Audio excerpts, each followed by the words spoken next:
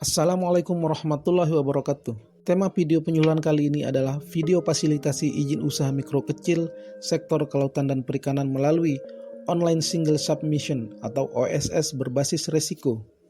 Berikut adalah panduan singkat perizinan berusaha bagi pelaku usaha mikro kecil atau UMK resiko rendah. UMK adalah usaha milik warga negara Indonesia, baik perseorangan maupun badan usaha, dengan modal paling banyak 5 miliar, tidak termasuk tanah dan tempat bangunan usaha.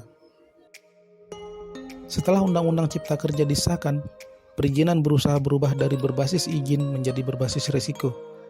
Risiko usaha dibagi menjadi rendah, menengah tinggi, dan tinggi. Dengan setiap tingkat risiko usaha membutuhkan jenis perizinan berusaha yang berbeda. Contoh, risiko rendah hanya membutuhkan nomor induk berusaha atau NIB. Tingkat risiko usaha sesuai dengan bidang usaha atau klasifikasi baku lapangan usaha Indonesia atau biasa disebut dengan KBLI. KBLI yang berlaku saat ini adalah KBLI tahun 2020 dengan angka 5 digit sebagai kode bidang usaha. Berikut langkah mudah mengurus perizinan berusaha bagi UMK risiko rendah. Sebagai contoh, kita akan mencoba membuat izin usaha salah satu pelaku usaha perikanan.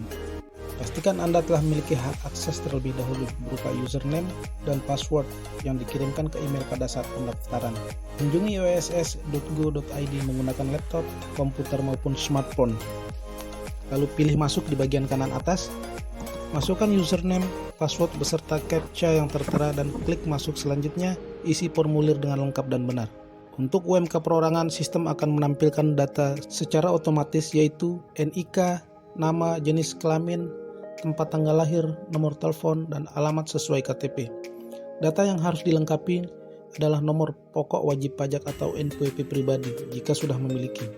Kemudian BPJS Ketenagakerjaan dan Kesehatan jika sudah memiliki. Kemudian klik tombol simpan data. Lalu klik tambah bidang usaha. Kemudian isi data nama usaha atau kegiatan, lokasi usaha, luas lahan usaha, alamat usaha, dan menjawab beberapa pertanyaan sesuai usaha. Selanjutnya, modal usaha yang akan diisi tidak termasuk tanah dan bangunan, serta tempat usaha. Sistem akan memvalidasi skala dan risiko usaha. Jika validasi risiko belum berwarna biru atau tidak dapat diklik, artinya Anda harus kembali ke bidang usaha untuk mengisi KBLI. Klik bidang usaha, kemudian ketik 5 digit KBLI bidang usaha sesuai bidang usaha. Uraian usaha terisi secara otomatis oleh sistem setelah mengisi KBLI. Pada bagian ruang lingkup kegiatan, pilih yang paling sesuai. Jika sudah berhasil memvalidasi skala dan risiko usaha, selanjutnya isi uraian usaha dan jumlah tenaga kerja Indonesia. Langkah terakhir adalah tambah produk dan jasa dengan mengisi jenis produk dan kapasitas produk dalam setahun. Kemudian simpan. Sistem kemudian akan menampilkan hasil pengisian data yang sudah dilakukan berupa KBLI, lokasi usaha, data usaha, skala usaha, tingkat risiko, pernyataan mandiri, dan status. Kemudian klik tombol proses perizinan berusaha. Baca, pahami, dan centang pernyataan mandiri yang mencangkup keselamatan, keamanan, kesehatan, dan pelestarian fungsi lingkungan atau K3L.